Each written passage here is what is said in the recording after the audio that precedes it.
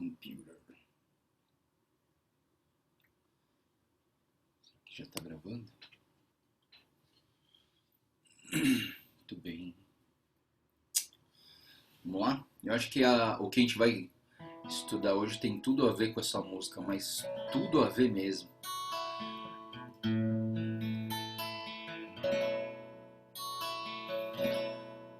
Deus enviou seu Filho amado pra me salvar e perdoar. Na cruz morreu por meus pecados, mas ressurgiu e vivo com o Pai está, porque Ele vive. Posso crer no amanhã, porque Ele vive.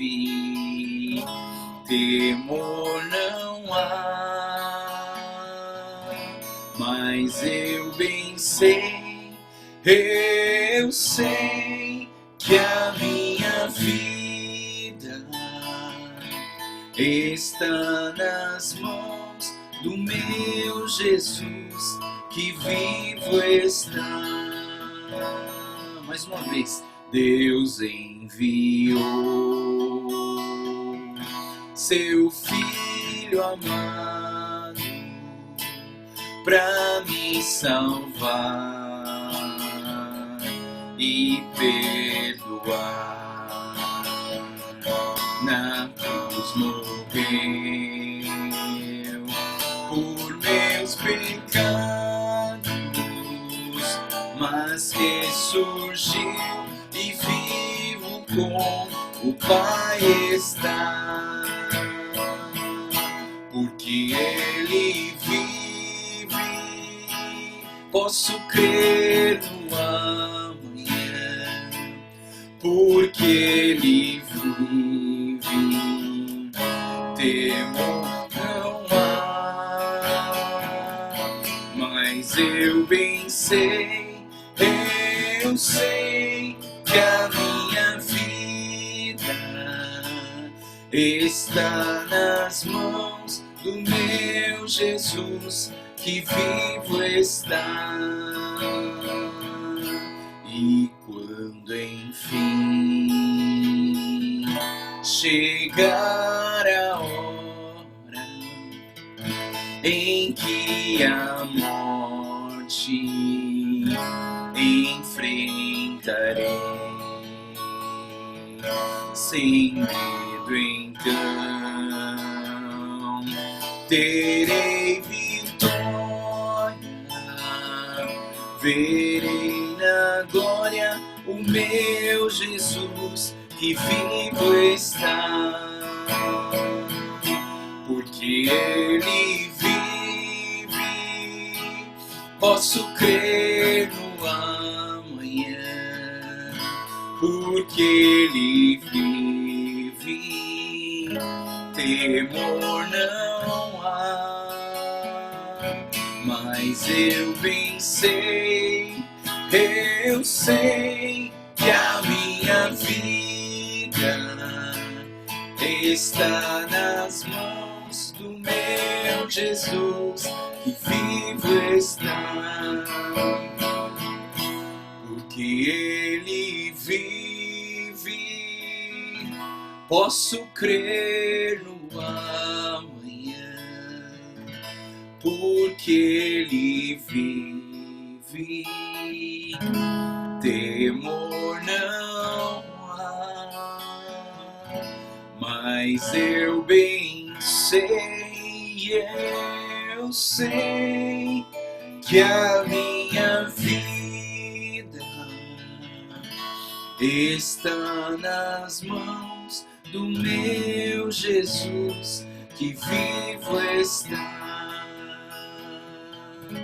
está nas mãos do meu Jesus, que vivo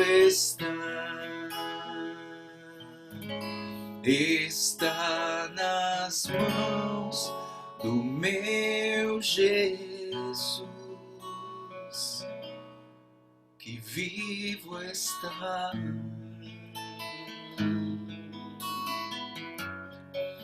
Senhor Deus, nós queremos te agradecer, Pai, porque nós cremos que o nosso Redentor vive, porque nós cremos, Pai, em Ti, que é a nossa esperança eterna. Deus, nós cremos em Ti porque sabemos que Tu és o nosso Deus Salvador, Senhor maravilhoso, Conselheiro, Príncipe da Paz. Nós confiamos em Ti, Senhor. Queremos Te buscar mais uma vez nessa manhã, Senhor. Nós queremos entregar nosso coração e nossa vida mais uma vez nas Tuas mãos, Senhor. Restaura, Senhor, o nosso viver, Pai. Renova, Senhor, a nossa comunhão contigo, assim como as Suas misericórdias se renovam a cada manhã. Queremos renovar a nossa comunhão com o Senhor, Pai. Queremos viver contigo, Deus, sabendo que o amanhã está em Tuas mãos, Pai. Assim como as nossas vidas está em Suas mãos, Pai. Confiamos em Ti. Deixamos o nosso amanhã nas Tuas mãos. Pelo simples fato de entender que o Senhor vive, que o Senhor é real, que o Senhor não é um Deus morto, que o Senhor não é um Deus que está lá pregado na cruz, mas o Senhor ressuscitou. E a Sua ressurreição nos dá vitória. A Sua ressurreição nos dá vida. A Sua ressurreição trouxe vida abundante para cada um de nós, Pai. E nós queremos desfrutar e viver dessa vida abundante com o Senhor, Pai. Abençoa-nos. Fala conosco através da Tua palavra, Senhor. Confirma tudo aquilo que o Senhor tem nos falado. Confirma tudo aquilo que o Senhor tem prometido para nós, Pai. E que a cada dia, Senhor, nós estejamos mais próximos de Ti. Que a cada dia, Senhor, nós possamos ver o quão grande é o Senhor e quão pequenos são os nossos problemas. Colocamos tudo isso nas Tuas mãos, Senhor, sabendo que o Senhor vive, que o Senhor é o dono de todas as coisas. Oramos em nome do Senhor Jesus. Amém.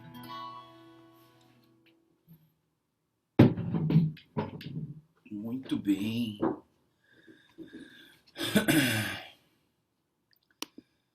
Bom, nós estamos aqui em Jó, né? Eu não vou recuperar o Jó de ontem, tá, pessoal? Eu vou partir já do Jó do capítulo 19, tá bom? 19, 20 e 21. E aí a gente prossegue daqui, tá? Acho que não muda muita coisa também, assim, a gente tá vendo aí os discursos, né? A gente viu nos outros capítulos, então, Jó faz um tratado com Deus, e aí o Bildade começa a atacar de novo, e aí 19, então, a gente vê assim a resposta, começa então a resposta de Jó para Bildade, né? E eu tenho encontrado bastante referências aí sobre essas conversas aí de Jó, e tem sido muito interessante, assim, né? Que a gente precisa olhar para esses amigos de Jó, e a gente entende o seguinte, né? Que eles não estavam com má intenção, né? Se você for pensar bem, eles não estavam com má intenção. Às vezes a gente vem assim criticando os amigos de Jó. Sim, eles estão falando besteira, acho que sim. Mas assim, se você for pensar, eles queriam o bem de Jó, né? Eles estavam falando tudo isso para o bem de Jó. Eles estavam falando errado, mas eles estavam falando para o bem de Jó, né? Então você tem a boa intenção, né? E mais uma vez, né, a gente pode chegar à conclusão de que nem só uma boa intenção resolve o aconselhamento ou você querer ajudar alguém. Só a boa intenção não resolve, né? Por exemplo, vou dar um exemplo muito simples, né?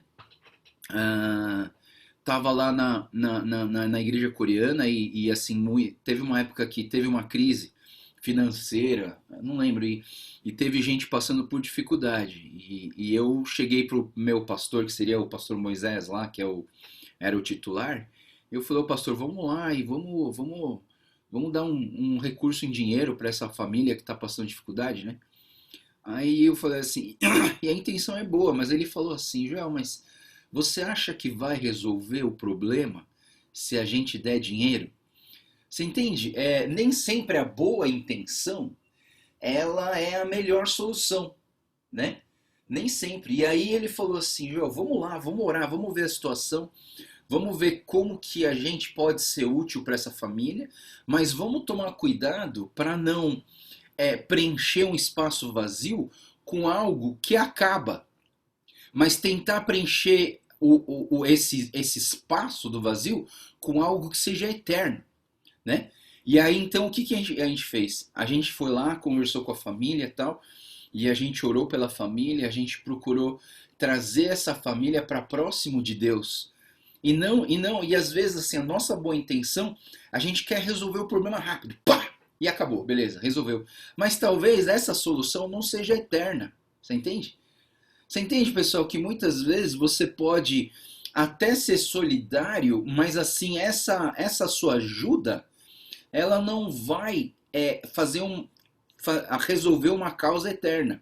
Talvez por isso que Jesus, por exemplo, quando o Jesus estava dentro de uma casa e o paralítico, os amigos do paralítico vieram e colocaram o paralítico pelo teto, abriram um buraco no teto e jogaram o paralítico na frente de Jesus. Qual foi a frase de Jesus, né? Jesus sabia que ele era paralítico, Jesus sabia que ele precisava de um milagre, Jesus sabia que ele precisava de sair andando, que ele queria sair andando. Mas qual foi a frase de Jesus? Ele olha para o paralítico e diz, os seus pecados estão perdoados. Por que que Jesus, nesse momento, os amigos se esforçaram tanto? Pegaram o paralítico, levaram para o teto, abriram uma brecha no teto, colocaram o paralítico na frente de Jesus. E Jesus, quando ele olha para esse paralítico, fala, seus pecados estão perdoados. Por quê? Porque Jesus queria resolver um problema eterno e não um problema temporal. Porque assim, ele poderia, o paralítico poderia resolver o seu problema físico, mas ele não resolveria o seu problema eterno. O que adianta Jesus fazer o cara andar e o cara ir andando para o inferno? Você entende o que eu estou falando? Né? O que adianta? Então, assim, de uma certa maneira, sim, nós temos que ser solidários, sim. Nós temos que ajudar as pessoas, sim. Nós temos que ter um coração solidário pelas pessoas que sofrem, sim. Mas a gente tem que tomar cuidado com essa ideia, né? De aconselhamento, de como que a gente vai investir nas pessoas, né? Porque de repente você dá dinheiro para uma pessoa, vai resolver um problema momentâneo, mas não vai resolver o problema eterno. Então o que precisa se resolver é muito da questão interna, do caráter, né? Então por exemplo, né? Eu já vi igrejas que fazem assim, né? Você pega uma pessoa e aí o pastor, a liderança, sei lá, põe uma pessoa em disciplina. Mas o que adianta botar em disciplina e não acompanhar essa vida, não é verdade? A pessoa se sente abandonada, né? Então, assim, o que acontece? Eu entendo que uma disciplina, ela precisa ser acompanhada pela liderança, pelo pastor, né? Então, entrou numa disciplina, o pastor tem o trabalho em dobro, né? Porque não é só falar, mas vai ter que ajudar essa pessoa a realinhar a sua vida com Deus, né? E aí o que Jó fala aqui, começando no capítulo 19, ele fala assim, até quando que vocês vão me torturar, do versículo 1 ao 6, né? Vocês vão reclamar com Deus, foi ele que me pôs nisso, né? Então, de uma certa maneira, a gente vê que Jó está falando assim, tudo isso que eu estou passando foi Deus que colocou eu aqui, versículo 7 a 12. Então o Jó ele dá um grito de socorro, mas parece que ninguém se importa, né? Ele diz assim que Deus interditou o seu caminho, destruiu a sua reputação, sua autoimagem e me reconstruiu e me desconstruiu, jogou tudo contra mim, não há como escapar. Né? E olhando para esses primeiros versículos, eu queria falar algumas coisas para vocês em relação ao aconselhamento desses amigos. Né? Os amigos, já falei para vocês, eles estavam com boas intenções, porém, para os amigos, olha só, hein? Olha só o que eu vou falar. Para os amigos, as convicções eram mais importantes do que a pessoa.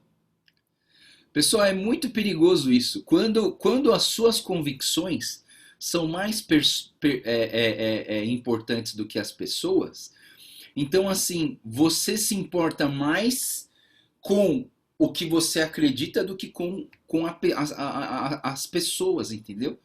E é aí que é o problema, pessoal. É aí que a gente entende que a lei mata, né? A lei mata porque quando você ama mais a lei do que as pessoas, né? Então, Jesus, quando ele vem aqui no mundo, ele quebra um pouco isso. Por quê? Porque ele faz coisas no sábado. Lembra quando Jesus fazia no sábado? Jesus curou uma pessoa no sábado, os caras ficaram mó bravos, queriam matar ele, porque ele curou no sábado. Por quê? Porque Jesus está falando que as pessoas são mais importantes do que as convicções. Você não vai perder as suas convicções por valorizar as pessoas, né? Você não vai... Eu acho que isso não vai afetar a sua regra de fé e prática. A Bíblia não vai mudar de posição em seu coração só porque você valorizou as pessoas. Mas no aconselhamento, né? E aí o que acontece, né? Esses amigos de Jó, eu acho que o grande problema desses amigos de Jó, que o aconselhamento deles era verticalizado e não horizontalizado. Ou seja, o aconselhamento desses amigos era tipo, eu estou certo, você está errado, e você tem que obedecer o que eu estou falando. Você entende? Na verdade, aqui, a gente não tá olhando para essa situação, e Jó tinha a mesma quantidade de conhecimento que esses amigos. Jó tinha a mesma quantidade de... Só que assim, esses amigos vieram de uma forma, olha só essa palavra, prepotente. Eles vieram de uma maneira prepotente, de uma maneira onde as suas convicções geraram um orgulho tão grande dentro dessa situação que eles de cima para baixo estavam oprimindo e pressionando o Jó para que ele fosse esmagado, reconhecesse o seu pecado e voltasse a andar nesse nível deles. Então, assim, eu acho que é um erro da nossa parte quando a gente vai aconselhar alguém e a gente vai, sabe, seco para ensinar, para corrigir, para dar bronca. Eu acho que muitas vezes no aconselhamento a gente precisa, talvez, antes de você falar, você precisa se colocar no lugar da pessoa que sofre. Você entende como é importante isso, pessoal? Ao invés de você ouvir e já começar a soltar sabe, os ensinamentos, você tem o ensinamento, você sabe o que é correto, você sabe o que é para falar, mas antes de você falar, tenta se colocar na pele daquela pessoa. Porque se você se colocar na pele daquela pessoa, vai ser diferente. As suas palavras vão ser mais mansas, as suas palavras vão ser mais suaves. Você entende? Às vezes a gente já quer assim sair rasgando e falando assim, olha, tá tudo errado, vocês estão fazendo tudo errado, isso aí vai dar ruim, vocês vão tudo pro inferno. Então, eu entendo que a gente está falando aqui, uma pessoa está sofrendo, os seus amigos vêm ajudar. Só que o ajudar deles é o quê? Eu vou ensinar esse cara que ele está errado. Eles não vieram assim, uma pessoa está sofrendo, os amigos vieram e falaram assim, vamos nos colocar junto com o nosso amigo. Vamos tentar entender o que está passando na situação dele. E de repente, as suas verdades, você pode até estar correto, mas as suas verdades não era para você soltar naquela hora. É esperar o momento certo para você soltar aquilo que você acha correto, né? Mas quando você se coloca diante da pessoa com essa humildade de falar assim, olha, deixa eu entender o que você está passando, a conversa muda de tonalidade, a conversa muda de rumo, mas não de sair do rumo bíblico, né? Mas assim, de rumo no sentido de como que você vai lidar com essa situação. Aí, o Jó, no capítulo 7 a 12, é muito interessante, que ele fala assim que Deus destruiu a minha reputação e a minha autoimagem. E eu acho muito legal, pessoal, uma coisa assim que nós deveríamos pensar mais, que é uma coisa chamada desconstrução. Desconstrução de ideias. Você já ouviu falar em desconstrução de ideias? Mais ou menos assim, a desconstrução de ideia é assim. É quando você vai vivendo, por exemplo, nós que vivemos na igreja há muitos anos, né? Nós vivemos na igreja há muitos anos. E aí a gente vai construindo uma ideia do que é a igreja, né? Aí chega num momento onde alguma coisa saiu fora do que a gente entende o que é um culto ou o que é uma igreja. Aí a gente fala assim, não, tá errado, né? A gente já determina que está errado. Lá na igreja coreana eles têm a reunião de oração da madrugada, né? E a reunião de oração da madrugada é um negócio assim quase que o 11º mandamento de Moisés. Sabe? É tão importante que parece assim.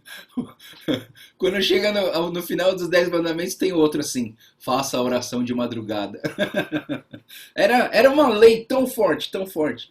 E aí um dia, e agora sim, eu esqueci de perguntar para os pastores, né? Mas provavelmente não tá tendo reunião de oração da madrugada. Por quê? Porque lá só tinha gente da terceira idade. E eles não podem sair de casa, né? Então, assim, provavelmente não tá tendo essa reunião de oração da madrugada lá na igreja, né? Eu não sei como que tá, né? Que eu também não me dei uma desvinculada lá. Mas assim, eu penso, sabe, eu falei um dia, aliás, nem fui eu, foi outro pastor que falou assim: ó, vamos cancelar a reunião de oração da madrugada, porque eu não lembro por quê, não sei se era um feriado, não sei se era não sei o que que era. E aí, assim, mais as pessoas ficaram tão bravas, mais as pessoas falaram assim: o que você está fazendo? Você vai pecar contra Deus? Você entende? Ah, uma ideia ela vai sendo construída baseada no que foi construído anterior e não com o que é ideal da palavra. Eu não sei se você está entendendo. Eu vou tentar ilustrar isso de uma outra forma, que eu li num livro, né? Então um cara era um sapateiro muito bom. Ele era um sapateiro muito bom, né? E aí ele estava ensinando um aprendiz. Aí esse aprendiz olhou o sapateiro fazer o sapato, né? Ó, é assim, tal, costura, pega o couro, não sei o que, amassa, mede, né? Deixa aqui de molho, não sei o que, sei lá. E aí ele fez. Aí o aprendiz falou: ah, entendi, tá, beleza. Aí ele fez. Aí o aprendiz fez 100 sapatos. Só que aí o primeiro, o original, o cara o sapateiro de verdade, ele foi lá, olhou o último sapato que ele tinha construído, o aprendiz, tava tudo errado. Tava tudo errado. Aí o sapateiro chegou pro aprendiz e falou assim: como assim? Como que você fez tudo errado? Ele falou: não fiz tudo errado, eu fiz conforme você tinha falado. Mas o que ele fazia? Ele aprendeu com o sapateiro como que faz o sapato. Aí ele fez o segundo. Aí o segundo, ao invés dele olhar o original, ele olhou o segundo. Só que nesse segundo tinha algumas falhas. Aí ele fez o terceiro. Aí para fazer o terceiro, ele ao invés de olhar pro primeiro, ele olhou pro primeiro que ele fez. E aí então, pequenas falhas foram sendo construídas. E aí quando ele chegou no 100º sapato, estava tudo errado, já tinha virado quase um chinelo, né? Então assim, o que acontece?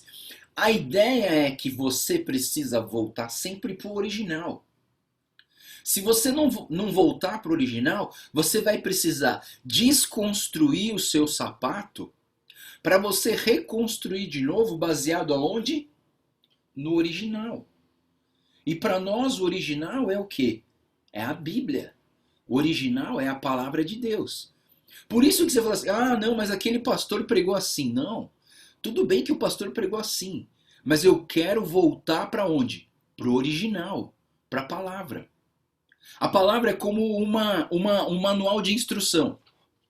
Mais uma ilustração, pessoal. Quando eu era pequeno, meu pai gostava de comprar para mim um avião que era de montar, sabe? Ele vinha todo em pedaços, e aí eu tinha que tirar os pedaços e encaixar os pedaços certinho para montar um avião. E depois colocar os adesivos e tal. Era muito legal, era muito legal. Esse brinquedo era fantástico, né? Meu pai me dava sempre esse avião. Só que tinha um problema. Eu queria montar o avião sem ler o manual. Sabe, pessoa ansiosa? Pessoa ansiosa é assim. Você já olha, já quer fazer. Ao invés de aprender o que é para fazer, não. Já quer fazer. Primeiro faz e depois pensa. Tem muita gente que é assim, né? Eu sou assim. Primeiro faz e depois pensa. Aí a gente se arrepende, né? Porque a gente já fez, agora já era, né? Então, assim, eu fazia isso. Eu pegava o avião, olhava para a caixa e falava assim, o avião tem que ficar assim. Aí eu começava a pegar as peças e começava a encaixar. Aí não dava certo, é lógico. E sobrava um monte de peça. Aí eu falava assim, lógico, tem alguma coisa errada. E aí quando você descobre que está errado, o que você faz? Você desconstrói. Você começa a tirar todas as partes, joga tudo na mesa, aí o que você faz?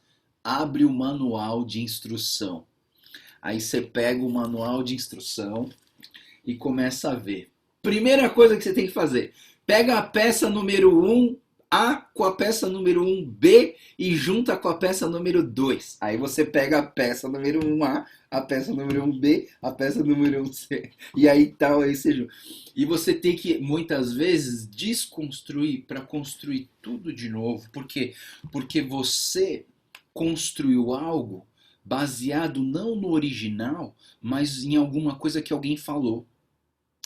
Você entendeu, pessoal? Por isso que é tão importante a gente fazer o estudo da palavra. Porque o estudo da palavra pode ajudar a gente a desconstruir algumas coisas para a gente reconstruir da maneira bíblica, da maneira original, da maneira certa, né? Então eu penso que nós precisamos pensar um pouquinho nessa palavra desconstrução, né? O que então, assim, por exemplo, né? A Santa Ceia. A gente faz a Santa Ceia. A Santa Ceia, quais os elementos que precisam usar? A gente usa suco de uva. Mas lá na Bíblia estava escrito que era vinho, então tem que ser vinho, vinho de verdade. Não. Nós temos pessoas na nossa igreja hoje, estou falando hoje, pessoal, nós temos hoje pessoas que estão lutando contra o alcoolismo. Se você der um copinho de Santa Ceia de álcool para esse camarada, tudo do alcoolismo na vida dele volta, o vício volta e ele fica louco. Um golinho é suficiente para destruir uma vida. A intenção era boa? Era. A intenção era ser bíblico? Era.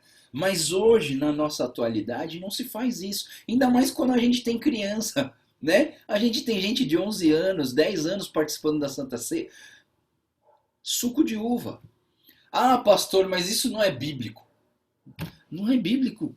Em que sentido não é bíblico? Você entende? Porque a gente não desconstruiu uma verdade para entender qual que é a essência. A essência da Santa Ceia não é colocar um vinho alcoólico. A essência da Santa Ceia é lembrar que dentro daquela taça tem o sangue precioso de Jesus Cristo que morreu na cruz e que pagou pelos nossos pecados. E que aquele pão bolacha ou pão asmo ou sei lá o que for, mas que aquilo ali é o corpo de Cristo que nós vamos lembrar e memorizar e reconhecer em nossas vidas que Jesus Cristo morreu por nós e deu a vida dele, derramou o sangue dele, o corpo dele foi massacrado por nós. Você entende? Isso é desconstruir alguma coisa para a gente construir algo que seja relevante para nossa época, para nossa realidade hoje, sem perder o manual bíblico, entendeu? Não, o pastor esqueceu de fazer a bênção apostólica. Acabou o culto, acabou a reunião. Sabe, eu conheço um pastor que ele é tão perfeccionista, que agora ele melhorou bastante, mas assim, ele era tão perfeccionista que se ele olhasse um erro na letra do data show ali, da música, era com S e tá com C cedilha, o culto pra ele acabou. Ah, não acredito. O cara errou a letra da música. Você entende, pessoal? Por causa de uma coisa que é irrelevante, você destrói algo que é relevante na sua vida, né? Então, assim, eu acho que essa desconstrução é algo importante para a gente pensar. E aí, então, vou voltando aqui para o capítulo 19, né? Aí, do versículo 13 ao 20, o Jó ele começa a falar assim que Deus tirou a minha família, Deus tirou os meus amigos que me abandonaram, Deus tirou os empregados que agora me ignoram, que antes eles me respeitavam e agora eles não me honram mais. Ele tirou a minha esposa, que antes me apoiava e agora ela é contra mim. E eu olhando para esses versículos de 13 a 20, eu penso comigo mesmo, pessoal, e eu faço uma pergunta para vocês. O que te sustenta? O que te sustenta quando o seu chão acaba? Olha só essa pergunta, pessoal. O que te sustenta quando o chão acaba? Você já se sentiu sem chão? Assim? Nossa, era uma coisa que você confiava e de repente, pum, aquilo ali foi embora, né? E aí você fica. Essa é a expressão que a gente usa, né? Fiquei sem chão, fiquei sem chão. O que é ficar sem chão, pessoal? Você confiava em uma coisa e essa coisa falhou com você, essa coisa sumiu. Sabe, eu penso, pessoal, por isso que eu falo pra vocês, não confia 100% no seu pastor, não confia. Porque o seu pastor é humano e ele pode cair. Se a sua fé se basear na vida do seu pastor e um dia o seu pastor cair, sumir, fizer algo de errado, sabe o que vai acontecer com a sua fé? Sua fé vai embora. Porque você vai ficar sem chão. Por isso que eu faço essa pergunta, pessoal. Eu acho que você tem que fazer essa pergunta para você mesmo. O que te sustenta quando o seu chão acaba? O que te sustenta? Porque, ó, de uma certa maneira, o Jó está falando assim, olha, Deus, você tirou minha família, meus filhos, você tirou meus amigos, você tirou meus empregados, você tirou meus bens, você tirou a minha esposa. E aí, Jó, de uma certa maneira, ele está perguntando, será que a minha vida era sustentada por causa disso? Ou será que a minha vida é sustentada porque o meu Redentor vive? Ou será que a minha vida é sustentada por um Deus que me ama e que me salvou e que é o meu Redentor e que é a minha esperança do amanhã? Você entende, pessoal, o que eu estou falando? Se você depende do seu dinheiro, e se o seu dinheiro acabar, acabou a sua vida. Se você depende da sua esposa acabar, acabou a tua vida. Pessoal, esse é o grande problema de pessoas. Eu vejo, eu tenho gente na minha família que perdeu o pai, e quando perdeu o pai, tipo, a vida dela acabou. A vida dela acabou junto com o pai dela, porque o pai dela faleceu. E aí você pensa assim, aonde estava, né? O que sustentava essa pessoa aqui no mundo era o pai dela. Se o pai dela morreu, a vida dela acabou. E aí ela vai passar o resto da vida dela em depressão e não vai viver mais. Sendo que ela ainda tinha aí um percurso de 50, 60 anos de vida. Só que a esperança dela acabou. Por quê? Porque a planta da vida dela estava enraizada onde? No pai dela. Se o pai dela foi embora, a vida acabou. E é por isso que os crentes, é por isso que os evangélicos, eles conseguem superar a dor da perda de um ente querido melhor do que os outros. Porque a nossa esperança, ela está no Deus que sustenta o amanhã. A nossa fé está baseada no Deus que sustenta o amanhã. A nossa fé não está baseada no agora. Então, eu tenho que aprender hoje na minha vida que eu não estou falando assim, então Joel, então pastor, então não é para eu me importar mais com a minha família, com as minhas pessoas. Não, de jeito nenhum. Você continua amando a sua família, você continua confiando na sua família, amando a sua família, mas você tem que ter uma prioridade na tua vida que é Deus.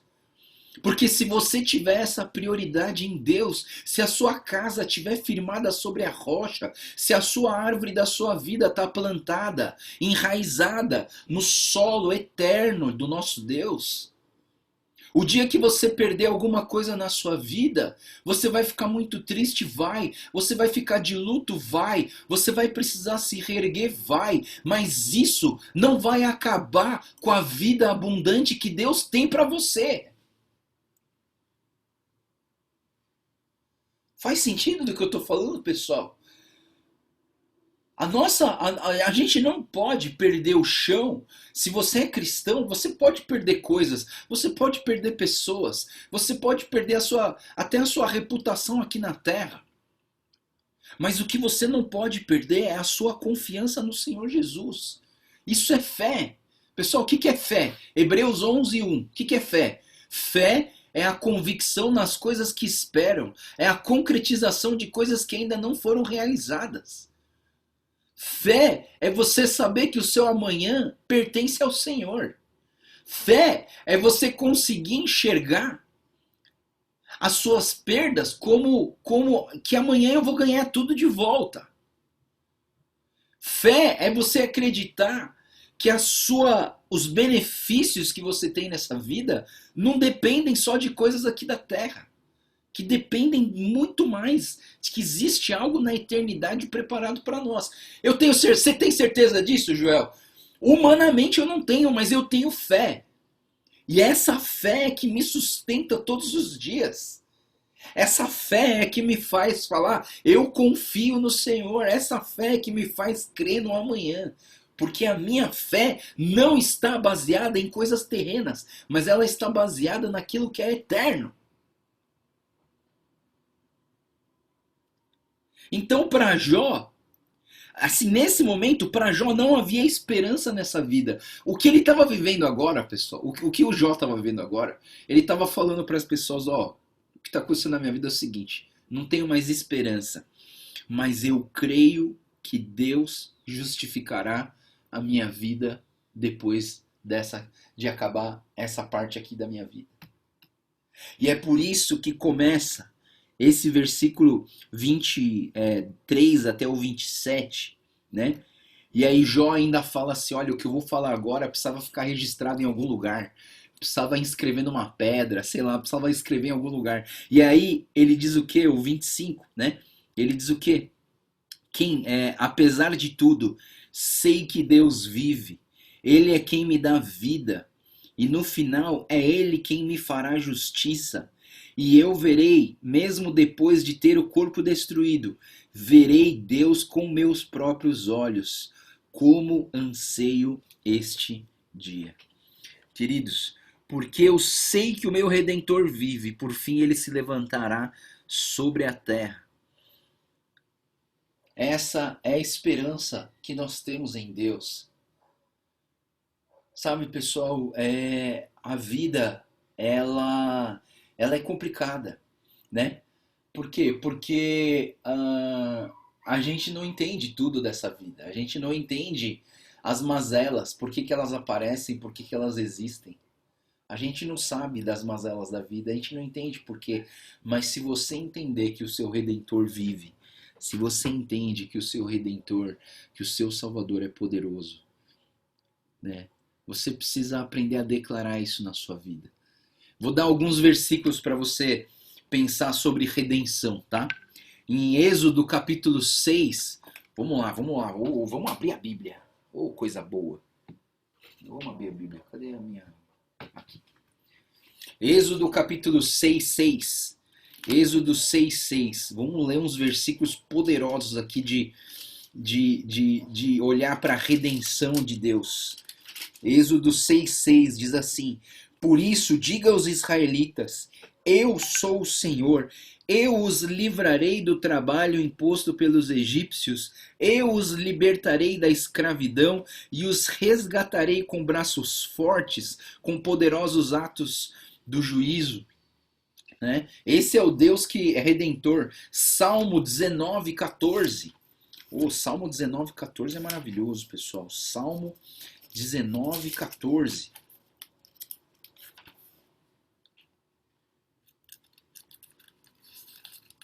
Salmo 19:14. Ele diz assim: Que as palavras da minha boca e a meditação do meu coração sejam agradáveis a ti, Senhor, minha rocha e meu resgatador. Salmo 72:14. Salmo 72:14. Ele os resgata da opressão e da violência, pois aos seus olhos a vida deles é preciosa. Ele é aquele que nos resgata da opressão e da violência. Isaías 43:14.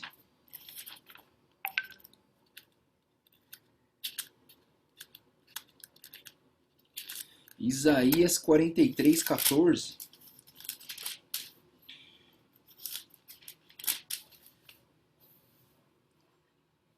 Assim diz o Senhor, o seu Redentor, o Santo de Israel: por amor de vocês, mandarei inimigos contra a Babilônia, e farei todos os babilônios descerem como fugitivos dos navios que eles se orgulharam.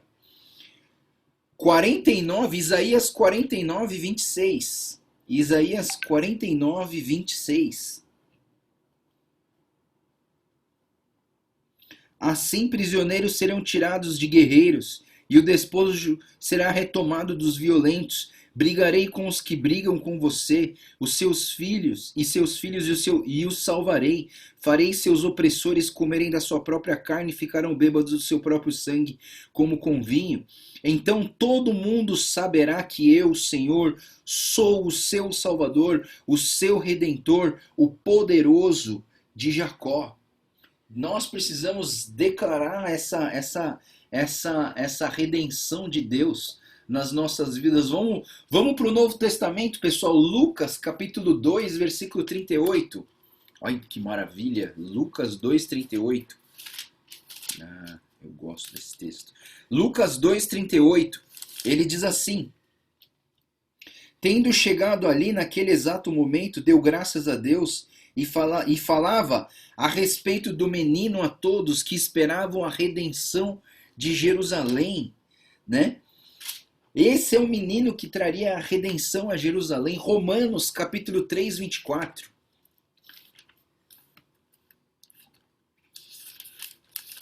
Romanos capítulo 3:24. Sendo justificados gratuitamente por sua graça.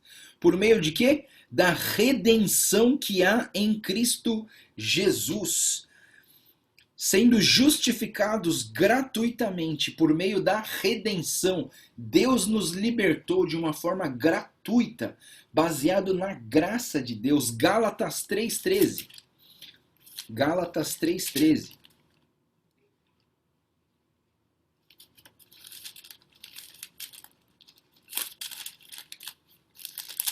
Gálatas 3:13. Cristo nos redimiu da maldição da lei quando se tornou maldição em nosso lugar, pois está escrito: maldito todo aquele que for pendurado no madeiro. Deus se fez maldição por nós para nos libertar. Efésios 1:7. Efésios 1:7 diz o que? Nele temos a redenção por meio do seu sangue e o perdão dos pecados de acordo com as riquezas da graça de Deus. Maravilha, pessoal. A redenção, ela é a mensagem de toda a Bíblia, no Velho Testamento e no Novo Testamento. Deus tem falado para todos nós que nós somos libertos por conta de um Salvador, por causa de um Senhor, por causa de um Redentor que vive. E aí, por isso que a gente precisa guardar esse versículo, porque eu sei que o meu Redentor vive e por fim se levantará sobre a terra. Porque ele vive, eu posso crer no amanhã. Amém? Nós temos que ter essa esperança, pessoal. Por mais que a sua vida esteja, você esteja passando por dificuldades, você precisa sempre lembrar, porque ele vive, temor não há. E eu sei que a minha vida está nas mãos do meu Jesus, que vivo está. Nós precisamos confiar nisso. Por mais que você passe por dificuldades, você precisa lembrar que a sua vida está nas mãos do meu Jesus, que vive está. Amém? Que seja essa nossa verdade de vida, né? Nós precisamos confiar nisso. Capítulo 20, então, Zofar começa a falar mais uma vez, e basicamente Zofar estragou tudo de novo, porque ele quis defender a ideia de que Jó era perverso, que a perversidade ia acabar com a sua vida. Então a vida, de uma certa maneira, Zofar aqui, ele veio trazer para o Jó que a alegria do ímpio tem vida curta e que termina como esterco, né? Perde-se o valor da sua vida se você e o seu vigor vai acabar por conta da sua perversidade. Saboreia o mal como iguaria, mas sofre a infecção alimentar, né? Então, quando você se alimenta de maldade, ele está falando, quando você se alimenta de maldade, você vai ficar doente por causa dela. E Zofar está acusando isso na vida de Jó. Zofar está falando assim, olha Jó, você é perverso, por isso que você está assim, né? Mas não, nem sempre você come uma comida ruim e ela vai fazer o mal para você. Tem gente que come coisa estragada sem querer, pessoal. E mesmo assim não faz mal, né? É porque teu estômago é forte. E às vezes você come uma coisa super pura e aquilo te faz um mal. Por quê? É a tal da virose, né? Hoje a gente entende melhor o que é virose, mas assim, não é estranho, assim, eu acho que agora não, mas era estranho onde tudo era virose, né? Tá com dor de barriga, virose. Ah, tá com dor de cabeça, virose. Tá com dor na nuca, é virose. Tudo médico fala que é virose, né? E você chega até a desconfiar do médico. Você, pô, mano, tudo é virose, cara.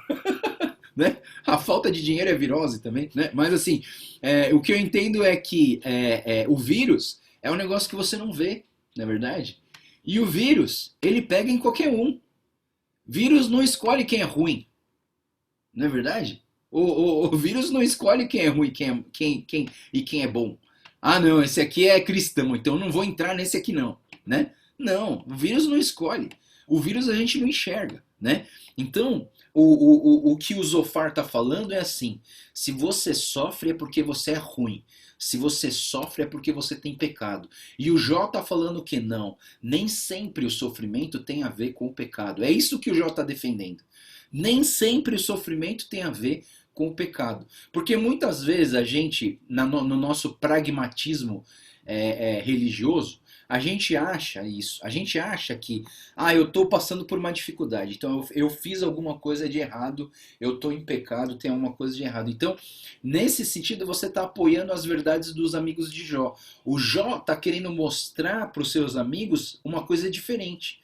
Que nós podemos passar por sofrimentos na nossa vida, mesmo não estando em pecado, né? Então aí a gente entra no capítulo 21, porque daí o 21 Jó começa a replicar, né? Então um fala e tem a réplica, a tréplica, né? Que é aquela discussão entre os políticos, mas aqui a gente tem mais uma réplica de Jó no capítulo 21. E aí Jó, nesse capítulo 21, basicamente o Jó está falando o seguinte, pessoal.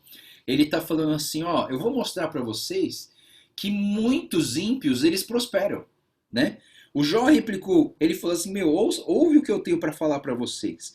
Versículo 4 a 6 ele fala assim, não estou reclamando de vocês, mas eu estou reclamando de Deus, né? Meu problema, minha dificuldade é com Deus, não é com vocês. Olha como eu estou agora. E olha para os ímpios. E os ímpios se dão bem. O que acontece, pessoal? O Jó, ele tá mostrando através de fatos de que os amigos dele estavam errados. Porque tem alguns ímpios que se dão bem até o final da vida aqui na Terra, né? Até o final da vida aqui na Terra, parece que a vida deles está ótima. Mesmo porque gente que faz coisa errada e que quer omitir o jeito errado de fazer as coisas, eles também omitem as suas falhas, na verdade. A gente só vê os acertos e as coisas boas. A gente não vê as falhas dos ímpios, né? Então, de uma certa maneira, você olha para a vida deles e você vê, parece que tá tudo dando certo na vida deles. Quando na verdade lá no fundo não está. E quando na verdade lá na frente não vai estar. Porque se eles viveram a vida inteira afastados de Deus, lá na frente, eles vão colher isso tudo, né? Mas talvez aqui na terra vai dar tudo certo para eles. Vai ter triplex, vai ter fazenda, vai ter um monte de coisa, pessoal. Mas lá no fundo, lá na frente, no dia do julgamento, o negócio vai pegar. Você entende? Talvez pareça que está dando tudo certo, mas lá na frente vai dar tudo errado para aqueles que não estiverem com Deus, para aqueles que não creram que o Redentor vive, para aqueles que não se apoiaram não colocaram o seu alicerce na coisa certa. E aí eu vou dizer para vocês, pessoal, o que a gente está discutindo aqui é o seguinte: será que o alicerce da sua vida são seus amigos? Será que o alicerce das suas vidas é a família? Será que o alicerce da sua vida são a sua honra e o seu emprego, o seu trabalho? Será que a honra da sua vida é o seu cônjuge? Ou a sua conta bancária? Ou a sua saúde? Aonde está o alicerce da sua vida? E o meu conselho para você e para mim é que o nosso alicerce, o alicerce das nossas vidas, estejam em Deus. E que essas coisas, elas são extremamente importantes, mas que elas venham depois de Deus. Para que, se eu perder alguma coisa dessas aqui, família, saúde, dinheiro, fama, trabalho, se eu perder alguma dessas coisas aqui, eu não vou ser destruído. Por quê? Porque o meu Redentor vive. Porque eu posso crer no amanhã. Porque a minha fé não está em coisas limitadas, finitas, mas a minha esperança e a minha fé está baseada naquilo que é eterno. Então, versículo 17 a 21, Jó ele tenta falar que os amigos eram culpados por colocar as palavras na boca de Deus. Ou seja, os amigos de Jó, eles estavam colocando palavras. Você já viu gente colocar palavra na boca de Deus? É tipo assim, a pessoa está fazendo errado, Deus falou para você aí que isso aí, vai dar errado e que você vai dar tudo errado por causa que você... Deus que falou, viu? Não foi eu não, Deus que falou. Então o que acontece? É perigoso, pessoal, você colocar palavras na boca de Deus. E é por isso que a gente estuda a palavra. A gente estuda a palavra para quê? Para a gente tomar cuidado de não colocar palavras na boca de Deus, né? Que a boca de Deus seja a Bíblia e que a gente confie no que ela ensina para nós, né? E que a gente viva de acordo com isso. E hoje, no Novo Testamento, hoje, nos dias de hoje, não tem mais, e assim diz o Senhor, e você falar alguma coisa pela boca do Senhor. Tudo que era para ser falado, tudo que era para ser registrado, meus queridos, já está aqui, já está na palavra de Deus. Tanto é que a capa fechou, né? A gente não vai escrever outro livro. A gente não vai, mesmo que eu queira, eu não posso colocar segundo Joel, né? Tem o 1 Coríntios, 2 Coríntios, tem o 1 Joel, 2 Joel, né? O primeiro já foi escrito ali, vou escrever o 2 Joel. Não pode. Não pode por quê? Porque o que foi revelado, a revelação da palavra já foi revelada, já está tudo aqui. Tudo que a gente precisa está aqui. Tudo que a gente precisa está aqui, né? Aí vai ter gente escrevendo livro? Pode escrever o que você quiser. Você pode escrever vários livros que vão te ajudar. Esses livros eles têm que te ajudar a entender o que está escrito aqui, né? Então assim, você pode ler, leia vários livros. Livro é ótimo, mas esses livros têm que te ajudar a entender o que está escrito aqui, na nossa regra de fé e prática. Não coloque palavras na boca de Deus. É isso que o Jó estava falando para os seus amigos. E aí termina aqui dizendo o seguinte: o Jó fala assim, pergunta para os viajantes. Olha, já que você não confia no que eu estou falando, pergunta para os caras aí do lado. Fala para eles, os ímpios não prosperam? Aí os viajantes vão falar assim, sim, eles prosperam. Então, o que acontece? Os fatos provam que os amigos de Jó estavam errados. É isso que termina o capítulo 21, ele termina assim. O Jó está falando assim, olha, os fatos provam que você estava errado. É que nem a lei da evolução, sabe? Não sei se você já parou para pensar no evolucionismo e no criacionismo, né? Então tem um cara, um cristão, chamado Adalto Lourenço, ele é um físico, ele é cientista mesmo, cientista, né? E esse cientista, ele defende o criacionismo bíblico do Senhor. É fantástico. Esse cara é fantástico. Esse cara prova cientificamente que Deus está certo. Isso é maravilhoso, né? Eu sei que eu só sei uma coisa, pessoal. É caro comprar livro desse camarada. Eu comprei um livro, se eu não me engano, era alguma coisa. Assim começou tudo, alguma coisa assim. Eu comprei porque minha filha queria estudar. Eu falei, não, beleza, minha filha quer estudar, então vamos estudar esse negócio de evolucionismo, de criacionismo. E eu fui comprar esse livro. O livro custava R$ 200. Eu falei, não, não, tio, eu não quero todas as enciclopédias dele, não. Eu só quero um livro. Aí ele, não, esse livro custa R$ 200. Não, não, tio, você não está entendendo. Não, não é Bíblia comentada, não. É só o livro dele. Exatamente. Foi muito caro, mas assim, eu e a Yuyu, a gente está estudando, né? E foi interessante porque ela chegou a levar esse livro para a professora da escola olhar, e a professora olhou que aquilo ali não era um livro religioso, era um livro científico que provava que a criação de Deus é uma teoria palpável. É uma teoria palpável, né? E aí foi muito interessante, né? E eu digo o seguinte, né? Porque assim, as pessoas acreditam no evolucionismo. Mas eu não sei se você já ouviu falar, mas tem um peixe chamado selacanthus. O selacanthus é um peixe que foi encontrado na África, nas profundezas de algum rio da África. E aí o que acontece? O selacanthus é um peixe que tem braço e perna.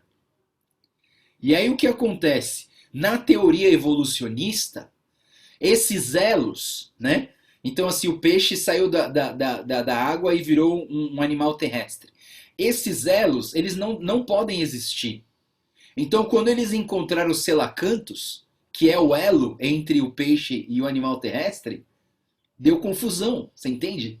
A teoria da evolução quebrou por causa de um fato.